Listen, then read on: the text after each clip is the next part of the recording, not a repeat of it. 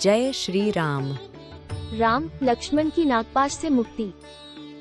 श्री राम लक्ष्मण के नागपाश में बंधने के बाद युद्ध समाप्त हो जाता है और लंका की सेना अपने नगर में वापस लौट जाते हैं। इधर सुग्रीव, हनुमान, अंगद, जामवंत और विभीषण सभी श्री राम और लक्ष्मण के इस हालत पर बहुत दुखी होते हैं, क्योंकि जिनके लिए पूरी वानर सेना समुद्र लंघ कर युद्ध करने के लिए आई थी, आज वही श्री राम और लक्ष्मण भूमि पर नागपाश में बंधे मूर्छित पड़े हैं और धीरे धीरे नाग उनके शरीर से प्राण चूस रहे थे। श्री राम की सेना पूरी तरह शोक सागर में डूब जाते हैं। किसी को भी श्री राम और लक्ष्मण को इस संकट से बाहर निकालने का रास्ता नहीं सूझ रहा था। सुग्रीव के पूछने पर विभीषण बताते हैं कि इंद्रजीत ने घात लगाकर नागपाश अस्त्र का प्रयोग श्री राम और लक्ष्मण पर किया है। तब सुग्रीव विभीषण से नागपाश से मुक्त होने का कोई उपाय बताने के लिए कहते हैं कि दुनिया में ऐसा कौन सा अस्त्र है जिसका कोई उपाय नहीं है। लेकिन विभीषण जी कहते हैं कि एक बार यमपाश से कोई मुक्त हो सकता है, लेकिन नागपाश अस्त्र से प्राणी मृत्यु होने तक छूट नहीं सकता, क्योंकि नागपाश अस्त्र स्वयं ब्रह्मदेव द्वारा प्रकट किया गया था। दुष्टों का संहार करने के लिए भगवान शिव ने ब्रह्मदेव से नागपाश अस्त्र मांग लिया था और भगवान शिव की कड़ी तपस्या करके रावण पुत्र इंद्रजीत ने उनसे यह वरदान के रूप में प्राप्त किया। इंद्रजीत बहुत विकट परिस्थिति में ही इस अस्त्र का प्रयोग करता है। आज तक नागपाश से कोई भी बच नहीं पाया है। विभीषण जी मायूस होकर कहते हैं कि आज मेघनाथ बाजी जीत गया। वहीं दूसरी ओर लंका में अशोक वाटिका में बैठी माता सीता श्री राम और लक्ष्मण के नागपाश में बंध जाने की सूचना पाकर शोकाकुल हो उठती है और विलाप करते हुए माता जगदम्बा से अपने पति और लक्ष्मण की रक्षा की प्रार्थना करती है।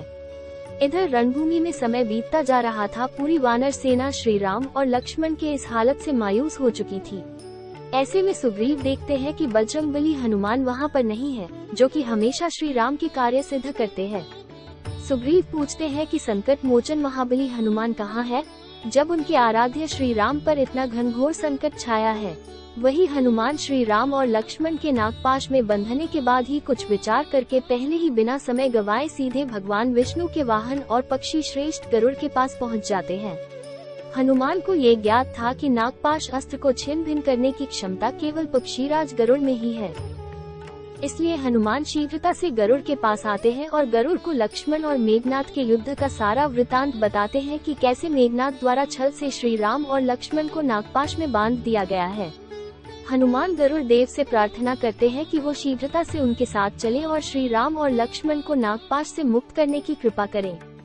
शुरुआत में तो गुरुदेव आनाकानी करते हैं, लेकिन वहाँ पर देव ऋषि नारद भी आ जाते हैं और वे भी गरुड़ को समझाते हैं कि इस समय भगवान विष्णु ने धरती से असुरों का नाश करने के लिए श्री राम के रूप में अवतार लिया है, इसलिए आपका परम धर्म यही है कि इस वक्त पवन पुत्र हनुमान की सहायता करें।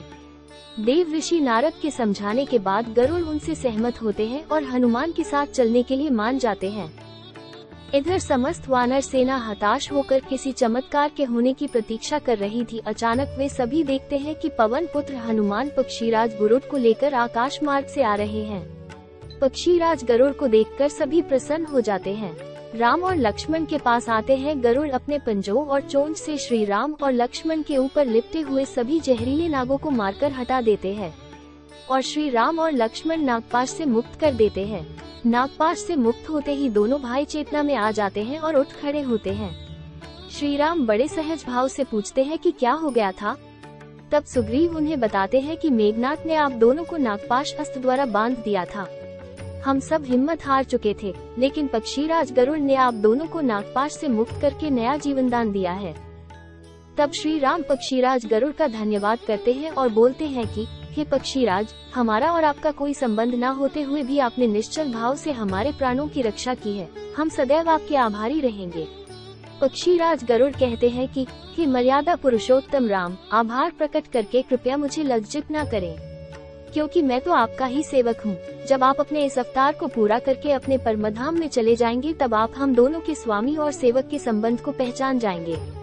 तब गरुड़ श्री राम से विनती करता है कि कृपया इन राक्षसों से सतर्क होकर युद्ध करें, क्योंकि यह किसी भी छल तथा मायावी रूप में युद्ध कर सकते हैं, जबकि आप मर्यादा पुरुषोत्तम हैं और युद्ध में भी मर्यादा का पालन वाले हैं।